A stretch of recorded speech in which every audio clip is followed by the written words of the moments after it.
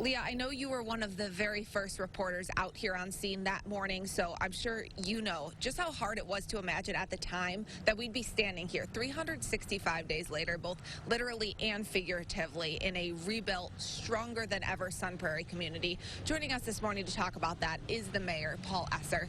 Thank you for being out here this morning under much better circumstances this time.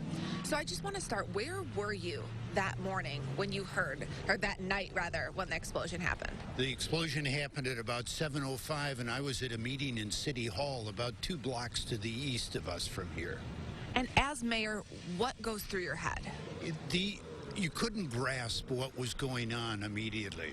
From that meeting, we went down onto the street and looked up towards where we're standing right now, and we could see the fire and could see the glass had been blown out of windows along Main Street, but I had no concept of the degree of what had just occurred.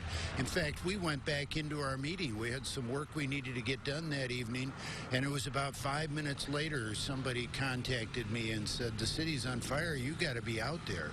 And then I went back out and I walked up towards the scene of the fire and then realized the magnitude of what was going on. But it was just difficult to comprehend. And when you realized what was going on, what do you do as mayor? Well, that is an interesting question. The police, fire, and EMS all have procedures of what they do in the case of an emergency. So nobody is asking the mayor at that moment, should we fight the fire? Should we go to the scene? They're just doing their job. So the mayor is really there supporting those people in the work that they're doing.